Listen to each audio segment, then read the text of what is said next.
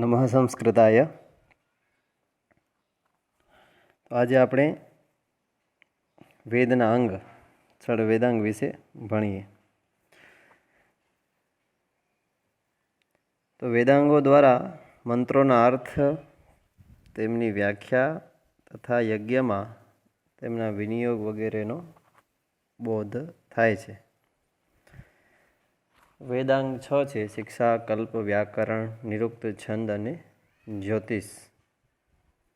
તો શિક્ષા વ્યાકરણમ છંદો નિરુક્તમ જ્યોતિષમ તથા કલ્પશ્ચેતિ ષડંગાની વેદસ્યાહુર્મનીષિણઃ. તો છંદ પાદૌ તો વેદસ્ય, છંદને વેદના પાદ પગ માનવામાં આવે છે. હસ્તૌ કલ્પોથ પઠ્યતે, હાથ કલ્પને કહેવામાં આવે છે.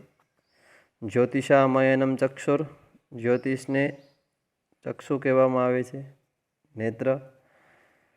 નિરુક્તમ શ્રોત્ર મુચ્યતે, નિરુક્તને શ્રોત્ર કાન કહેવામાં આવે છે. શિક્ષા ઘ્રાણમ તો વેદસ્ય, શિક્ષાને નાક.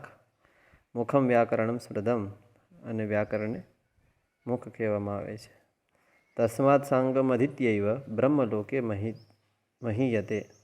તો તેથી વેદને સઅંગ ભણવું જોઈએ, અને સઅંગ વેદ ભણવાવાળો બ્રહ્મલોકને પ્રાપ્ત કરે છે. તો વેદાંગોનો સર્વપ્રથમ ઉલ્લેખ મુંડકોપનિષદમાં અપરા વિદ્યાના સ્વરૂપમાં થાય છે. તો ષડ વેદાંગોમાં સર્વપ્રથમ શિક્ષા. તો શિક્ષાર્થ જોઈએ તો વર્ણોચ્ચારની શિક્ષા એ શિક્ષા. સ્વર વર્ણાદ્યુચ્ચારણ પ્રકારો યત્ર શિક્ષ્યતે ઉપદિશ્યતે સા શિક્ષા. તૈત્તિરીયોપનિષદમાં શિક્ષાના છંગોનો ઉલ્લેખ પ્રાપ્ત થાય છે, જે વર્ણ, સ્વર, માત્રા, બલ, સામ અને સંતાન છે. વર્ણ. તો વર્ણ સૌ પ્રથમ જોઈએ તો વર્ણો અકારાદિ. અકારાદિ જે છે તેને આપણે વર્ણ કહીએ છીએ. તો વેદોમાં 52 વર્ણો પ્રાપ્ત છે. 13 સ્વર, સ્પર્શ વર્ણ 27, યરલવ અને સસસર હલ. જે આપણે જોતા હોઈએ છીએ એ પ્રમાણે જોઈએ તો મુખ્ય 8 અને વિસર્ગ, અનુસ્વાર, જીહવા મૂલ્ય અને ઉપદમાનીય. પાણીની શિક્ષામાં 63 વર્ણ પ્રાપ્ત થાય છે. સમૃત અને વિવૃત અના જ્યારે ભેદ આપણે માનીએ ત્યારે થશે. તો સ્વરોની સંખ્યા 3 છે. એક ઉદાત, બીજો અનુદાત, ત્રીજો સ્વરિત. તો 3 સ્વર છે. સ્વરનો અભિપ્રાય સ્વરાઘાત છે. સ્વર ભેદથી અર્થભેદ થઈ જાય છે. માત્રા. સ્વરના ઉચ્ચારણમાં જે સમય લાગે છે તેને માત્રા કહેવાય છે. રસ્વ, દીર્ઘ, પ્લિત આ 3 માત્રાના ભેદ છે. રસ્વ એટલે 1 માત્રા, દીર્ઘ એટલે 2 માત્રા, પ્લુત એટલે 3 માત્રા. તો વ્યંજન વર્ણોની અડધી માત્રા હોય છે, જેમ કે કચટ પ. એમાં આપણે જોઈએ તો કની અંદર અસમાવેશ ન હોય તો ત્યારે તેની અર્ધ માત્રા થઈ જાય છે. પછી બલ. વર્ણોના ઉચ્ચારણમાં થવાવાળા પ્રયત્નો અને તેમના ઉચ્ચારણ સ્થાનને બલ કહેવામાં આવે છે. પ્રયત્ન 2 છે. જ્યારે ઉચ્ચારણ કરવામાં આપણે આવે ત્યારે એના માટે જે પ્રયત્ન આપણે કરતા હોઈએ છીએ અને તેમનું જે ઉચ્ચારણ સ્થાન હોય તેને આપણે બળ કહીએ. તો પ્રયત્ન 2 છે. આભ્યંતર અંદરથી અને બાહ્યથી 2 રીતે પ્રયત્ન થતા હોય છે. જે સ્થાનોથી પ્રાણવાયુ ટકરાઈને વર્ણોચ્ચાર કરે છે તેને સ્થાન કહેવામાં આવે છે. નાકમાંથી, જીહ્વામાંથી, જીભ જ્યારે દાંતમાં ભટકાય ત્યારે, પછી તાલુમાં, મૂર્ધામાં. તો તેવી રીતે આપણે એમના અલગ અલગ ભેદ જોઈએ છીએ. પછી સામ. તો વર્ણોના દોષરહિત અને શુદ્ધ માધુર્ય આદિ ગુણોથી યુક્ત ઉચ્ચારણને સામ કહેવાય છે. સામનો અભિપ્રાય સમવિધિથી સુસ્પષ્ટ અને સુસ્વર ઉચ્ચારણ છે. જ્યારે એમાં કોઈ દોષ ન હોય વર્ણોમાં અને આપણે સ ને સ જ ઉચ્ચારણ કરી, શ ને શ અને સ ને સ. તો દંત્ય, તાલવ્ય અને મૂર્ધાનો આપણે જ્યારે ભેદથી ત્યારે વર્ણોના ઉચ્ચારણ કરતા હોઈએ છીએ તો ત્યારે તેને સામ કહેવાય. સંતાન. તો સંતાનનો અર્થ છે સંહિતા પદોની અતિશય સન્નિધિ, તેને જ સંહિતા કહેવાય છે. તો એના માટે સંધિના નિયમો જાણવા તથા ઉપયોગ કરવા જરૂરી છે. સંતાન અર્થાત નજીકતા, સામીપ્યતા. ત્યારબાદ શિક્ષા ગ્રંથ જોઈએ તો ઋગ્વેદનો શિક્ષા ગ્રંથ છે પાણિનીય શિક્ષા, સ્વરાંકુશા, ષોડશ શ્લોકી, શૈશિરીય, આપીસલી શિક્ષા. આ શિક્ષા ગ્રંથો છે. યજુર્વેદના તો શુક્લ યજુર્વેદની યાજ્ઞવલ્ક્ય શિક્ષા, વાસિષ્ઠી શિક્ષા, કાત્યાયની શિક્ષા, પારાશરી શિક્ષા, માધ્યંદિની શિક્ષા. કૃષ્ણ યજુર્વેદમાં ભારદ્વાજ, વ્યાસ, શંભો, કૌહલીય, સર્વસંમત, આરણ્ય અને સિદ્ધાંત શિક્ષા. સામવેદની ગૌતમી, લોમસી શિક્ષા અને નારદીય શિક્ષા. અથર્વવેદની માંડુકી શિક્ષા.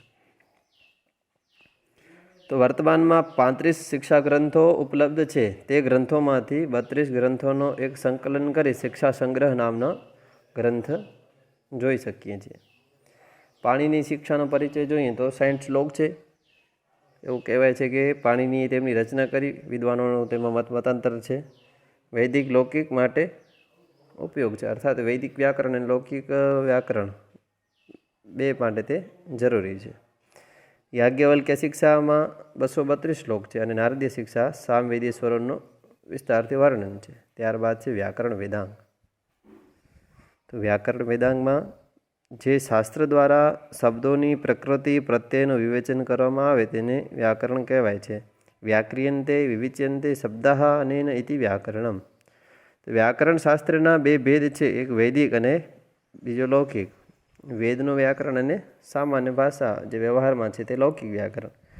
તો ઋગ્વેદમાં વ્યાકરણ શાસ્ત્રને એક વૃષભના રૂપમાં બતાવવામાં આવ્યું છે. મંત્ર છે ચત્વારી શૃંગા ત્રયો અસ્ય પાદા દ્વેર્ષિરેખે સપ્તહસ્તાસો અસ્ય ત્રિધા બદ્ધો વૃષભો રોરવીતિ મહો દેવ મૃત્યાઓ આવિવેશ. તો ચત્વારી શૃંગા એનું નામ, આખ્યાત, ઉપસર્ગ અને નિપાત તે તેમના 4 શૃંગ છે.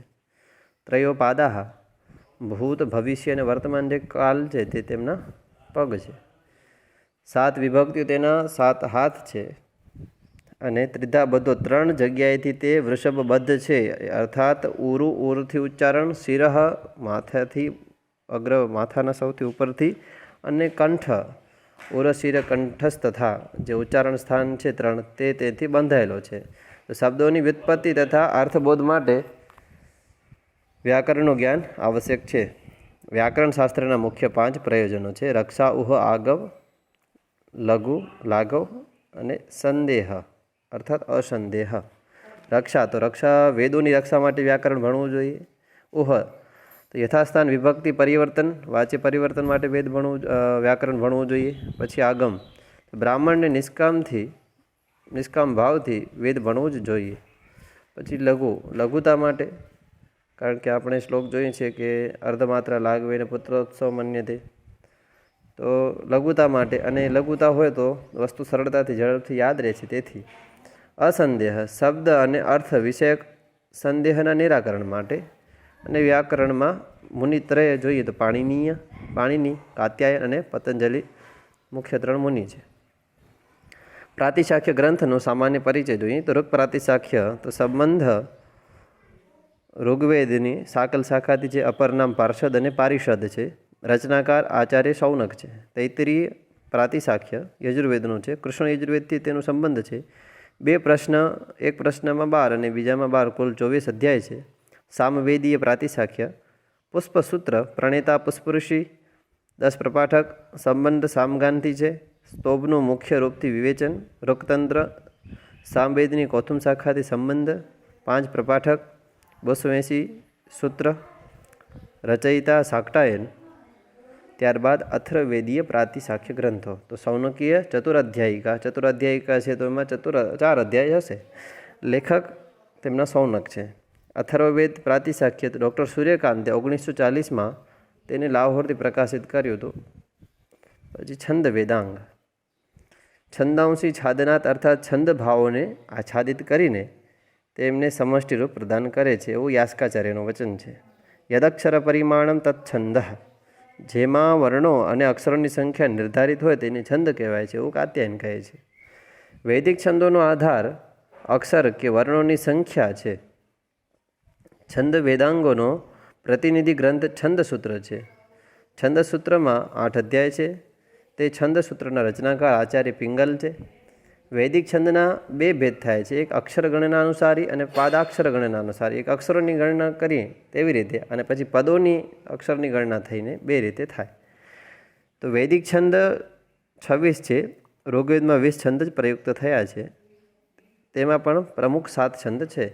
ગાયત્રી, ઉષ્ટિક, અનુષ્ટુપ, બૃહતિ, પંક્તિ, ત્રિષ્ટુપ, જગતિ, અતિજગતિ, સક્વરી, અતિસક્વરી, અષ્ટિ, અતિ અષ્ટિ, ધૃતિ, અતિધૃતિ, કૃતિ, પ્રકૃતિ, આકૃતિ, વિકૃતિ, સંસ્કૃતિ, અભિકૃતિ, ઉત્કૃતિ. આ ક્રમ યાદ રાખી લેવાનો અને ત્યારબાદ અક્ષર 24, 28, 32, 4, 4, 4 ઉમેરતા જઈએ તો અંતે 104, 24થી ચાલુ થાય છે અને 104 તેની એન્ડિંગ થાય છે.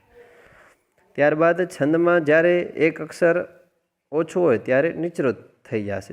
યથા ગાયત્રી છંદ છે તો એમ કે નિચૃત ગાયત્રી છંદ તો ત્યારે એની અંદર 23 અક્ષર થઈ જશે.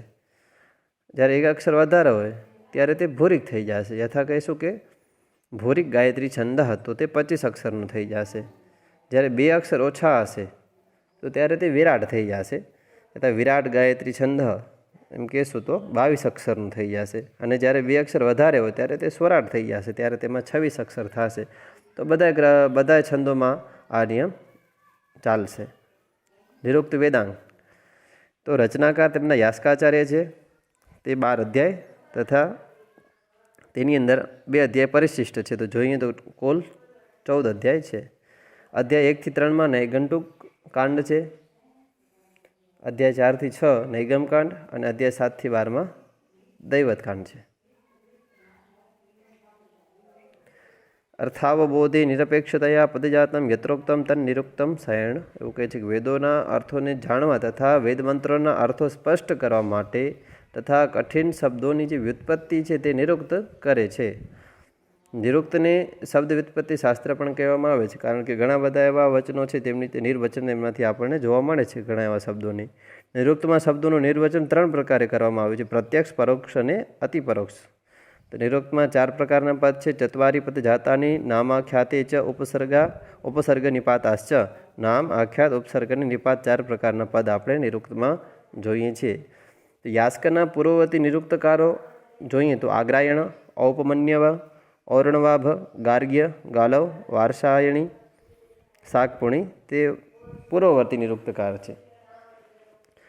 નિરુક્તના ટીકાકાર જોઈએ તો દુર્ગાચાર્યની ઋજ્વાર્થ ટીકા બહુ પ્રસિદ્ધ છે. સ્કંદ મહેશ્વર તેમની આ ટીકા લાહોરથી પ્રકાશિત કરવામાં આવી હતી. અને વરરુચિ નિરુક્તની નીચે ટીકા તેમની પ્રસિદ્ધ છે. નિરુક્તના 5 પ્રતિપાદિત વિષય જોઈએ તો વર્ણાગમો વર્ણ વિપર્યશ્ચ દ્વૌ ચાપરો વર્ણ વિકારણાસૌ ધાતોસ્તદર્થાતિશયેન યોગસ્તદુચ્યતે પંચવિધમ નિરુક્તમ. તો વર્ણાગમ, વર્ણ વિપર્યય, વર્ણ વિકાર, વર્ણનાશ, ધાતુનો અનેક અર્થોમાં પ્રયોગ તે આપણે મુખ્ય વિષયો જોઈએ છીએ. ત્યારબાદ જ્યોતિષ વેદાંગ. તો જ્યોતિર્વિજ્ઞાન તરીકે ઓળખાય છે. જ્યોતિષના આચાર્ય લગધાચાર્ય છે. તેમનો વેદાંગ જ્યોતિષ ગ્રંથ બહુ પ્રસિદ્ધ છે અને બહુ પુરાતન પણ છે. વેદાંગ જ્યોતિષના 2 પાઠ પ્રાપ્ત થાય છે. એક આર્ચ જ્યોતિષ 36 શ્લોક અને ઋગ્વેદથી સંબંધિત છે, અને બીજું છે યાજુષ જ્યોતિષ 44 શ્લોક જે યજુર્વેદથી સંબંધિત છે. તો પ્રથમ આચાર્ય બ્રહ્મા, અને બ્રહ્મા તે વિદ્યા તેમના પુત્ર વશિષ્ઠને સોંપે છે. રચનાકાલ તો શંકર બાલકૃષ્ણ દીક્ષિત એમ કહે છે કે 1400 ઈસા પૂર્વ જ્યોતિષની રચના થઈ હશે, અને વેબર માને છે કે 500 ઈસા પૂર્વ, અને મેક્સ મુલર માને છે કે 300 ઈસા પૂર્વ. તેમના પ્રતિપાદિત વિષય જોઈએ તો કાલ વિભાજન, સમયનું વિભાજન, નક્ષત્રના દેવતાઓ, વર્ષ, યુગના વર્ષો, માસ, અયન નિર્ણય, તિથિ નિર્ણય, એવા જે આપણે જ્યોતિષના મુખ્ય વિષયો છે તે બધાની અંદર આવી જશે. તો વેદાંગ જ્યોતિષ અનુસાર 5 સૌર વર્ષનો એક યુગ થાય છે. ત્યારબાદ છે કલ્પ વેદાંગ. તો યજ્ઞ સંબંધી વિધિઓનું સમર્થન કે પ્રતિપાદન કરવામાં આવે તેને કલ્પ કહેવાય છે, એવું આચાર્ય સાયણ કહે છે. જે ગ્રંથોમાં વૈદિક કર્મોનું સાંગોપાંગ વિવેચન કરવામાં આવે તેને કલ્પ કહેવામાં આવે છે, એવું વચન આપણે જોતા હોઈએ છીએ. તો કલ્પસૂત્રના 4 ભેદ થાય છે: શ્રૌત, ગુહ્ય, ધર્મ અને સુલભ સૂત્ર. તો શ્રૌત સૂત્ર જોઈએ તો સૌપ્રથમ શ્રૌત સૂત્રનો વિષય. તો શ્રૌત શબ્દનો અર્થ શ્રુતિ દ્વારા પ્રતિપાદિત કે વેદોમાં વર્ણિત છે. દર્શ પૌર્ણમાસ યાગ, સોમયાગ, વાજપેય, રાજસૂય યાગ, અશ્વમેઘ યાગ, સૌત્રામણી યાગ વગેરે યાગો આપણે જોતા હોઈએ છીએ, તેમનું વિવેચન અહીં પ્રાપ્ત થાય છે. દર્શ પૂર્ણમાસ યાગ અમાવસ્યા અને પૂર્ણિમાના કરવામાં આવે છે, તેને દર્શ પૂર્ણમાસ આપણે કહીએ છીએ. અને દર્શ પૂર્ણમાસ યાગમાં 4 ઋત્વિક મુખ્યત્વે જોવા મળે છે: અધ્વર્યુ, બ્રહ્મા, હોતા અને આગનિદ્ર. તો પ્રતિપાદ્ય વિષય શ્રોતયાગો છે, તેમની સંખ્યા 14 છે. 7 હવીરયાગ અને 7 સોમયાગ, અને પછી પાક સંસ્થા પણ બીજા માનવામાં આવે છે. ટોટલ 21 થશે. તો હવીરયજ્ઞ જોઈએ તો અગ્ન્યાધાન, અગ્નિહોત્ર, દર્શ પૂર્ણમાસ, આગ્રાયણ, ચાતુર્માસ્ય, નિરૂપઢ, પશુબંધ, સૌત્રામણી. અને સોમયાગ જોઈએ તો અગ્નિષ્ટોમ, અત્યગ્નિષ્ટોમ, ઉક્થ્ય, ષોડશી, વાજપેય, અતિરાત્ર અને અપ્તોર્યામ. આ જ્યારે 16 છે તે અગ્નિષ્ટોમ જ્યારે 16 દિવસ ચાલે ત્યારે 16 થઈ જાય, 12 દિવસ ચાલે તો દ્વાદશી થઈ જાય, 1 દિવસ ચાલે તો અગ્નિષ્ટોમ. રોગવેદીય શ્રૌત સૂત્ર જોઈએ તો આશ્વલાયન શ્રૌત સૂત્ર. તો આશ્વલાયન શ્રૌત સૂત્રમાં સંબંધ તેનો ઋગ્વેદની વાસ્કલ શાખાથી જોવા મળે છે, અને તેમાં 12 અધ્યાયો છે. પ્રતિપાદ્ય વિષય તો દર્શ પૌર્ણમાસ, અગ્ન્યાધેય, અગ્નિહોત્ર, આગ્રાયણષ્ટિ અને ચાતુર્માસ્ય. તો શ્રૌત સૂત્રો છે તેમનો મુખ્ય વિષય યજ્ઞ છે. સંખાયન શ્રૌત સૂત્ર જોઈએ તો સંખાયનમાં એના રચયિતા છે અને 18 તેના અધ્યાય છે. પ્રતિપાદિત વિષય જોઈએ તો રાજસૂય, દ્વાદશાહ, અશ્વમેધ, પુરુષમેધ, સર્વમેધ અને વિશ્વજીત. અહીં દ્વાદશાહ જે છે તે અગ્નિષ્ટોમ જે ચાલશે તે દ્વાદશ દિવસ ચાલશે તો તેનું દ્વાદશી થઈ જશે, તેનું વર્ણન છે. શુક્લ યજુર્વેદનો શ્રૌત સૂત્ર તો કાત્યાયન શ્રૌત સૂત્ર સંબંધ માધ્યાંતિની અને કાણવ શાખાથી છે. 26 અધ્યાય. અધ્યાયોનું વિભાજન કંડિકામાં થયેલ છે. મુખ્ય આધારશિલા તેનો શતપથ બ્રાહ્મણ છે. ત્યારબાદ કૃષ્ણ યજુર્વેદનો શ્રૌત સૂત્ર. એક છે બૌધાયન શ્રૌત સૂત્ર.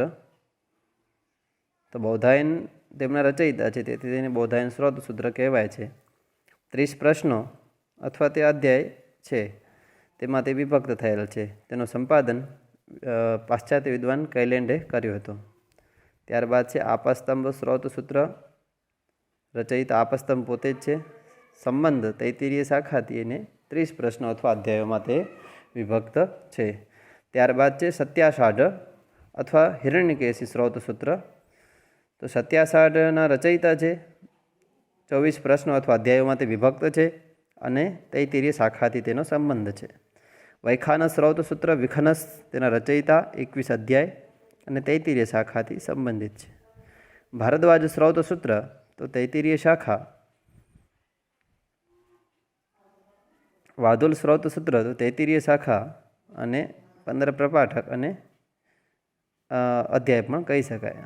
વરાહ શ્રૌત સૂત્ર. મૈત્રાયણી શાખા તેનો સંબંધ છે અને 3 અધ્યાય છે. ત્યારબાદ માનવ શ્રૌત સૂત્ર. તો મૈત્રાયણી શાખા 5 ભાગ અને 11 અધ્યાય.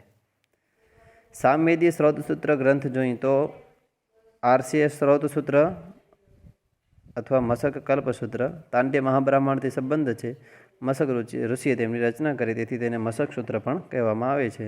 2 વિભાગ છે, એક આરસીય કલ્પસૂત્ર અને બીજો શુદ્રક કલ્પસૂત્ર. આરસીય કલ્પસૂત્રમાં 11 અધ્યાય અને શુદ્રક કલ્પસૂત્રમાં 3 પ્રપાઠક અને 6 અધ્યાય છે. ત્યારબાદ છે લાટ્યાયન શ્રૌત સૂત્ર. 10 પ્રપાઠક, 2641 સૂત્ર, પંચવિંશ બ્રાહ્મણથી તે સંબંધિત છે. ત્યારબાદ છે દ્રાહ્યાયન શ્રૌત સૂત્ર. છંદોગ્ય સૂત્ર, પ્રધાન સૂત્ર, વશિષ્ઠ સૂત્ર તે બધાના અપર નામ છે. સંબંધ રાણાયની શાખાથી છે. દક્ષિણ ભારતમાં તે પ્રચલિત છે. 3 પટલ અથવા અધ્યાયમાં તે વિભક્ત છે. જૈમિનીય શ્રૌત સૂત્ર. સંબંધ જૈમિનીય શાખા. રચનાકાર જૈમિની 3 ખંડમાં વિભાજિત છે. પહેલો છે સૂત્રખંડ, બીજો કલ્પખંડ અને પછી છે પર્યાધ્યાય અથવા પરિશેષ ખંડ. ત્યારબાદ અથર્વવેદીય શ્રૌત સૂત્ર. તો અથર્વવેદનો વૈતાન શ્રૌત સૂત્ર, 8 અધ્યાય, 43 કંડિકાઓ. અથર્વવેદીય ગુહ્ય સૂત્ર, કૈશિક ગુહ્ય સૂત્ર, 14 અધ્યાય અને વિભાજન કંડિકામાં છે. આના સુલભ સૂત્ર અને ધર્મસૂત્ર પ્રાપ્ત થતા નથી. ત્યારબાદ ગુહ્ય સૂત્ર સામાન્ય પરિચય જોઈએ તો ગુહ્ય સૂત્રની અંદર ગૃહસ્થ સંબંધ 16 જે સંસ્કારો છે, જન્મ, ગર્ભાધાન આદિ, તો તે 16 સંસ્કારો, પછી પંચમહાયજ્ઞ, ગ્રહ નિર્માણ, ગ્રહ પ્રવેશ, પશુપાલન, કૃષિકર્મ, યજ્ઞ વિધિનું વિશેષમાં વર્ણન પણ અહીં પ્રાપ્ત થાય છે. તો તે ગૃહસ્થ જીવન છે તેનાથી સંબંધિત છે.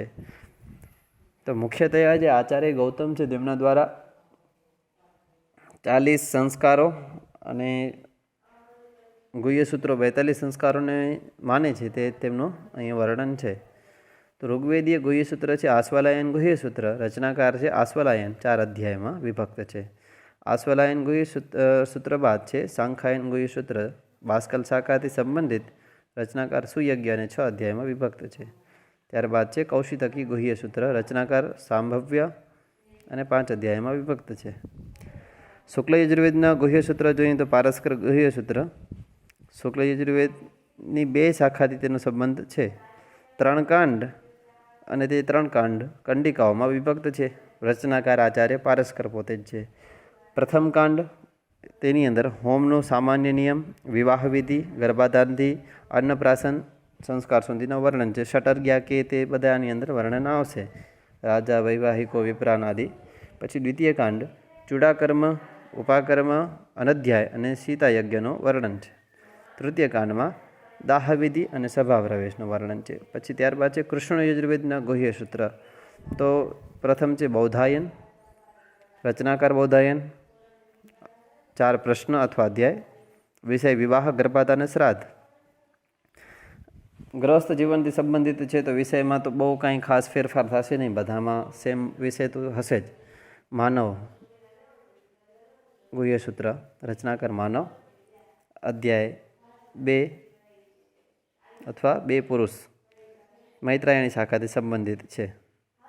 ભારદ્વાજ. રચનાકાર નથી ખબર, પ્રાપ્ત થતા નથી કે કોણ થયા, પણ ભારદ્વાજ નામ છે તો આપણે એમ કહી શકીએ કદાચિત ભારદ્વાજ તેના રચનાકાર રહ્યા હશે, અથવા ભારદ્વાજના કોઈ શિષ્યો રહ્યા હશે. 3 પ્રશ્ન, ઉપનયન, વિવાહ અને શ્રાદ્ધ વિષય છે. આપસ્તંભ. રચનાકાર આપસ્તંભ હોઈ શકે. 3 પ્રશ્ન, પરિભાષાઓ અને પાકયજ્ઞ. કાઠક. રચનાકાર કોઈ ઉપલબ્ધ નથી. 75 કંડિકા, બ્રહ્મચર્યના નિયમો. અગ્નિવેશ્ય, અગ્નિવેશ. 3 પ્રશ્ન અને વિષય વસ્તુ જે ગર્ભાધાનાદિ 16 સંસ્કાર છે તે જ આવશે. હિરણ્યકેશી. રચનાકાર હિરણ્યકેશી હોઈ શકે. અધ્યાય અથવા પ્રશ્ન 2. પ્રત્યેક પ્રશ્નમાં 8 અધ્યાય અને પટલ છે, તો 16 અધ્યાય ટોટલ આમાં છે. ત્યારબાદ વરાહ. રચનાકાર વરાહ હોઈ શકે. બહુ કંઈ તેમની સંપૂર્ણ ઉપલબ્ધ થતું નથી, પણ એટલો નિશ્ચિત છે કે તે મૈત્રાયણી સંહિતાથી સંબંધિત છે. વૈખાનસ. રચનાકાર વિખાનસ. 7 પ્રશ્ન અને 120 ખંડ અને પંચયજ્ઞનું તેમાં વર્ણન છે. સામવેદીય ગુહ્યસૂત્ર. ગોબિલ ગુહ્યસૂત્ર. સામવેદ કૌથુમ શાખાથી સંબંધ ધરાવે. સામવેદની કૌથુમ શાખાથી ગોબિલ ગુહ્યસૂત્ર સંબંધ ધરાવે છે. 4 પ્રપાઠક અને 39 ખંડ છે. ત્યારબાદ છે ખાદિર ગુહ્યસૂત્ર. પ્રાણાયની શાખાથી સંબંધિત છે. દ્રાહ્યાયણ ગુહ્યસૂત્ર. આનંદ આશ્રમ જે પૂનામાં છે, તો તેમના દ્વારા 1914માં તેને પ્રકાશિત કરવામાં આવ્યું. હિન્દી અનુવાદ મુઝફ્ફરપુરથી 1934માં પ્રકાશિત થયું. જૈમિની ગુહ્યસૂત્ર. 2 અધ્યાય. પ્રથમ અધ્યાયમાં 24 કંડિકાઓ અને દ્વિતીય અધ્યાયમાં 9 કંડિકાઓ પ્રાપ્ત થાય છે. કૌથુમ ગુહ્યસૂત્ર. પ્રાયશ્ચિતોનું વર્ણન. ત્યારબાદ ધર્મસૂત્ર પરિચય. તો ધાર્મિક નિયમો, પ્રજા તથા રાજાના કર્તવ્યો, સમાજને શાંતિની સ્થિરતા પ્રદાન કરવું તેનો ઉદ્દેશ્ય, અને કર નિર્ધારણ, ટેક્સ અને કરનો પ્રકાર, અને સ્ત્રી ધન, વિવાહમાં જે મળે છે સ્ત્રીને તે તેમનું ધન, તે બધું એના ઉપર નિર્ણય છે. તો ઋગ્વેદીય ધર્મસૂત્ર જોઈએ તો વશિષ્ઠ ધર્મસૂત્ર. રચના મહર્ષિ વશિષ્ઠ દ્વારા થઈ. 30 અધ્યાય. આચાર્ય પરમો ધર્મ અહીં ઉલ્લેખિત છે. વિષ્ણુ ધર્મસૂત્ર ગદ્ય પદ્યમાં મિશ્રિત છે. ડૉક્ટર જોલીએ તેનો અંગ્રેજીમાં અનુવાદ કર્યો. યજુર્વેદનું ધર્મસૂત્ર. આ રીતે ધર્મસૂત્ર પદ્યાત્મક છે. 8 પ્રકારના વિવાહોનો વિશેષમાં ત્યાં ઉલ્લેખ છે. બૌધાયન ધર્મસૂત્રમાં 4 પ્રશ્ન અને ડૉક્ટર કીથ ચોથા અધ્યાયને પ્રક્ષિપ્ત માને છે. આપસ્તંભ ધર્મસૂત્ર રચનાકાર આપસ્તંભ 2 પ્રશ્નો, 2 પ્રશ્નોમાં 11 પટલ છે. આપસ્તંભ કલ્પસૂત્રના 28 અને 29માં પ્રશ્નને ધર્મસૂત્ર માનવામાં આવે છે. સામવેદીય ધર્મસૂત્ર ગ્રંથ જોઈએ તો ગૌતમ ધર્મસૂત્ર રચનાકાર ગૌતમ 28 અધ્યાય 1000 સૂત્ર બહુ વિસ્તારિત છે અને 26મા અધ્યાયમાં સામવિધાન બ્રાહ્મણના સમાન જ આખું જોવા મળે છે. શોલ્બસૂત્ર પરિચય જોઈએ તો શોલ્બસૂત્રની અંદર ગણિત શાસ્ત્રના વૈજ્ઞાનિક ગ્રંથો જે પરિમિતિ, જે પાયથાગોરસના જે પ્રમેયોને બધા હોય છે તેવા પ્રમેયો અહીં પણ જોવા મળે છે. તો જ્યામિતિ શાસ્ત્રના અનેક પ્રમેય અહીં ઉપલબ્ધ છે. યજ્ઞવિધિ, નિર્માણ વિધિ, વેદી કેવી રીતે બનાવવી, ચતુરસ્ર કુંડ, ત્રિકોણ કુંડ, યોનિકુંડ, એ બધાની રચના કેવી રીતે થશે, તેમનું માપ શું છે, ચતુરંગુલ, ત્રિઅંગુલ, દ્વિઅંગુલ, તો તે બધું અહીં વર્ણન છે. અને શોલ્બનો અર્થ થશે રસી. તો રસી દ્વારા જે માપન કરી, દોરડા દ્વારા જે માપન કરી અને આપણે કુંડ બનાવીએ કે એના પંચ વિભાગ કરીને પછી એને 90 અંશના ખૂણા સુધી લઈ જઈને, તો તે બધું અહીં વર્ણન છે. તો રેખાગણિતની દૃષ્ટિએ આ સૌથી મહત્ત્વનો ગ્રંથ છે. શુક્લ યજુર્વેદનું શોલ્બસૂત્ર છે. કાત્યાયન શોલ્બસૂત્ર 2 ભાગમાં વિભક્ત છે. પ્રથમ ભાગ સૂત્રોમાં છે, 6 કંડિકા અને 102 સૂત્ર, અને દ્વિતીય ભાગ શ્લોકાત્મક છે, 40 શ્લોક જોવા મળે છે. કૃષ્ણ યજુર્વેદનું શોલ્બસૂત્ર જોઈએ તો બૌધાયન શોલ્બસૂત્ર છે, જે રચનાકાર બૌધાયન મુનિ, સૌથી પ્રાચીન શોલ્બસૂત્ર જ અને માનવામાં આવે છે. 3 પરિચ્છેદ અને 519 સૂત્ર છે. તો પ્રથમ પરિચ્છેદમાં 113 સૂત્ર, દ્વિતીય પરિચ્છેદમાં 83 સૂત્ર અને તૃતીય પરિચ્છેદમાં 323 સૂત્રો જોવા મળે છે. આપસ્તંભ શોલ્બસૂત્ર રચનાકાર આપસ્તંભ, 6 પટલ, 21 અધ્યાય અને 498 સૂત્રો પ્રાપ્ત થાય છે. માનવ શોલ્બસૂત્રમાં ગદ્ય પદ્ય મિશ્રિત લઘુ ગ્રંથ છે. તો અને સુપર્ણાચિતિ જે છે તે વેદીનું વર્ણન ફક્ત અહીં જ પ્રાપ્ત થાય છે. મૈત્રાયણી શોલ્બસૂત્ર, હિરણ્યકેશી, 67 શોલ્બસૂત્ર અને વરાહ શોલ્બસૂત્ર પણ અહીં જ આવશે. તો શેષમાં આપણે પરિચય જોઈ લઈએ કે ઋગ્વેદ આચાર્ય પૈલ, ઉપવેદ આયુર્વેદ, ન કરતા ધન્વંતરી, બ્રાહ્મણ હોતા, જે અહીંયા ઋત્વિક છે તે હોતા રાશિ અને અગ્નિથી ઉત્પત્તિ. યજુર્વેદ આચાર્ય વૈશંપાયન, ઉપવેદ ધનુર્વેદ, કરતા વિશ્વામિત્ર, ઋત્વિક અધ્વર્યુ અને વાયુથી ઉત્પત્તિ. સામવેદ આચાર્ય જૈમિની, ઉપવેદ ગાંધર્વવેદ, કરતા ઋષિ નારદ, ઉદ્ગાતા ઋત્વિક છે અને આદિત્યથી ઉત્પત્તિ. અથર્વવેદ સુમંતુ, સ્થાપત્ય વેદ એનો ઉપવેદ, અને વિશ્વકર્મા ઋષિ, ઋત્વિક બ્રહ્મા અને દેવતા અંગિરા. ઋગ્વેદનો વિષય જ્ઞાન છે, યજુર્વેદનો વિષય કર્મ છે અને સામવેદનો વિષય ઉપાસના છે. તો જ્ઞાન, કર્મ, ઉપાસના 3 મુખ્ય વિષય.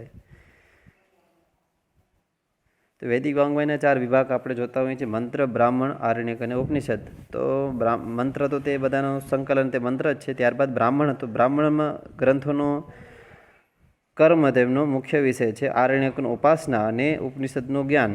તો બ્રાહ્મણ જે કર્મ છે તો કર્મ ગ્રહસ્થીઓ માટે ઉપયોગી છે, ઉપાસના વાનપ્રસ્થીઓ માટે, અને ઉપનિષદનું જે જ્ઞાન વિષય છે તે સંન્યાસ આશ્રમી માટે, જે મોક્ષ પ્રાપ્તિવાળા માટે ઉપયોગી છે. વેદની 8 વિકૃતિ છે, તે અષ્ટવિકૃતિ દ્વારા વેદની રક્ષા થાય છે. જટામાલા, શિખારેખા, ધ્વજ, દંડો, રથો, ગણઃ અષ્ટો વિકૃત પ્રોક્તા ક્રમપૂર્વ મહર્ષિભિ. તો જટામાલા, શિખારેખા, ધ્વજ, દંડ, રથ અને ગણ. ત્યારબાદ ઘણી વખત પ્રશ્ન પૂછાય છે કે સંહિતા પાઠ પછી શું કરવામાં આવશે? તો સંહિતા પાઠ પછી પદપાઠ કરવામાં આવે છે. ઋગ્વેદના પદકાર સાકલ્ય છે, યજુર્વેદના પદકાર આત્રેય છે, જે તૈત્તિરીય શાખાથી સંબંધ છે, અને સામવેદના પદકાર ગાર્ગી છે. તો આપણે યુનિટ 1ની અંદર આટલી બધી વસ્તુ જોઈ લઈએ છીએ.